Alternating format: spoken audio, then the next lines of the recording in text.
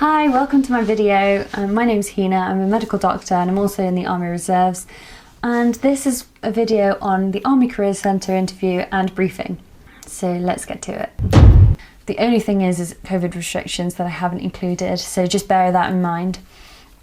So I'm just going to run through exactly what happened. In the next video, I'll say exactly how I prepared for each thing, but I didn't want to double up lots of different aspects of both briefing and AOSB because there's obviously a lot of overlap.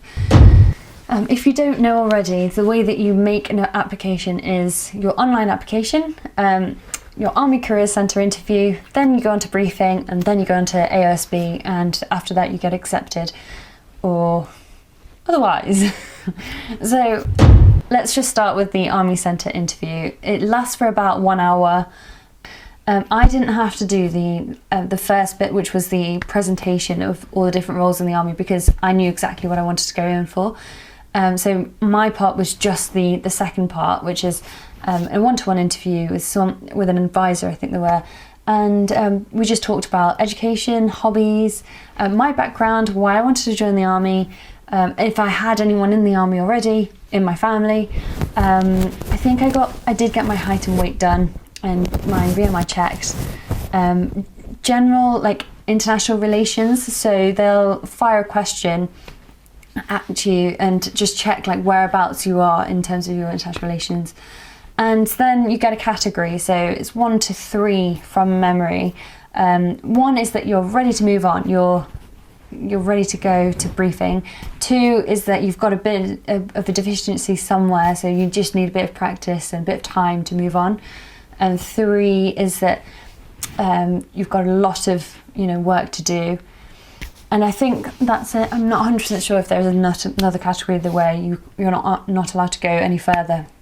So next is briefing.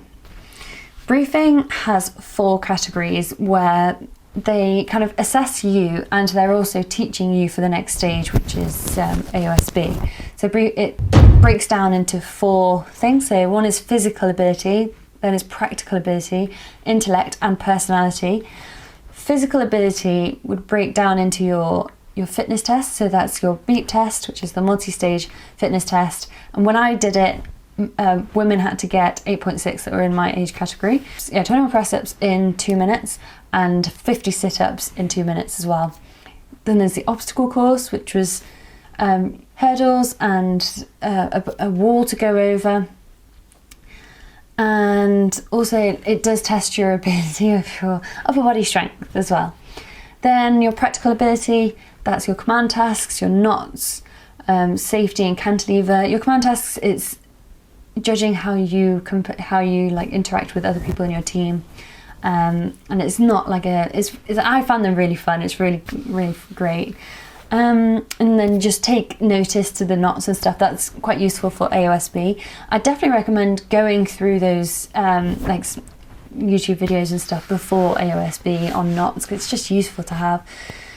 Intellect, that's the next category. Planning exercise, they will do, so a planning exercise is like a big comprehension of a problem and you have to come up with a solution. And the way that they like it to be set out, it to be very obvious what your planning strategies are. They will tell you exactly how to do it in 45 minutes. It's a really good session, even for further on in your military career. I definitely recommend taking notes at that stage. And then you've got your psychometric tests, just straightforward verbal reasoning, maths, English. And your group discussions as well, so your international relations, and you need to be able to bring up a topic that you're quite comfortable with, and then if your group leader wants to, then they'll pick your topic and they'll just carry on with your topic, which I found really fun actually. I think a lot of people do dread that, but it's really fun, honestly. Then your personality just comes out naturally throughout the whole day. I don't think I said at the beginning, but briefing is 24 hours.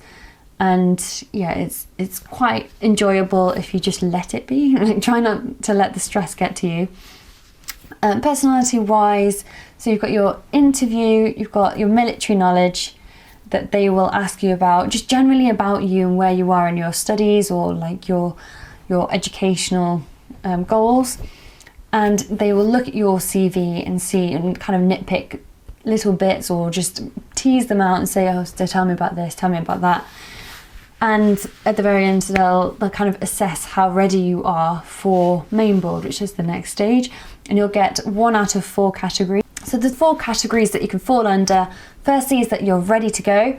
Secondly, category 2 is that you just need a bit of time in one area until you're ready for the next stage. Thirdly is that you need a long time period before you can get to AOSB before you're ready. And fourthly is that you're unlikely to be able to progress because of X, Y, and Z, and I'll give you a reason. There is an appeals process for this. Overall, that was a really quick overview of both those 2 stages.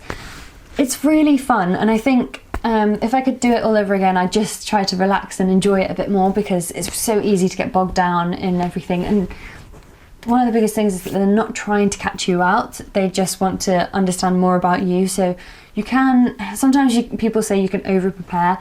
I like to be prepared for things generally, but just let your own personality shine through, and I'd say that across the whole board, including AOSB as well. So hopefully this was useful, and I will see you in the next video.